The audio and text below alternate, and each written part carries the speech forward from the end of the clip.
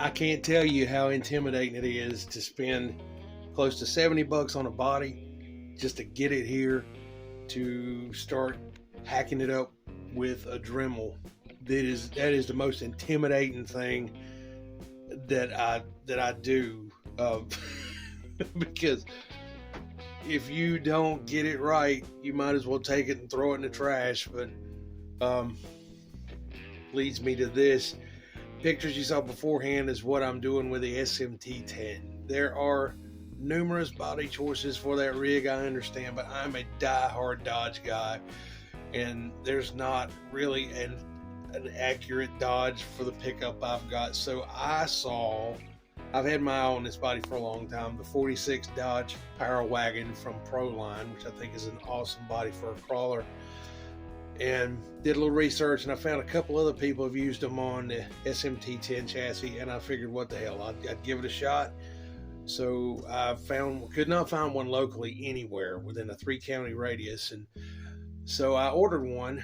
Spent close to 70 bucks after shipping to get it here. Took it out, wasn't intimidated, but I just I was scared to death to start hacking on that thing. But started on it today. I'm just mocking it in. It is nowhere near finished, but I wanted to get in here, see if I could get the proper cuts on it to utilize it for that chassis. So I'm going to spin this thing around and show you how it's looking right now with the new tires and everything, and with the body just mocked on. So here we go. If anybody's interested, there's the part number right there.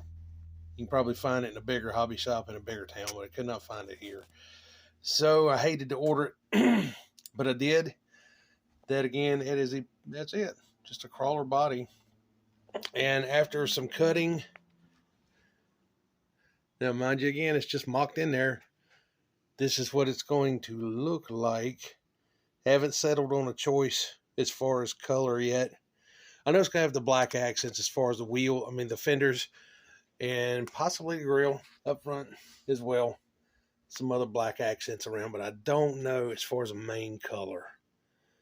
I have no idea, but went together a little easier than I thought. I'm going to have to make some braces to hold it together here. I think this is going to be a weak point, so I'm going to come up with something to mount it and make it a little more rigid.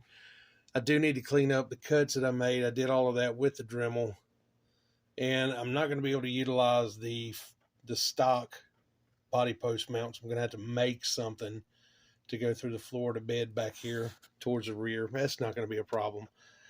Other than that, when I made the necessary cuts to move the actual front of the bed to sandwich at the back of the cab, this piece here to your right is I guess it's like a support for the fender, and so I'm going to make a cut.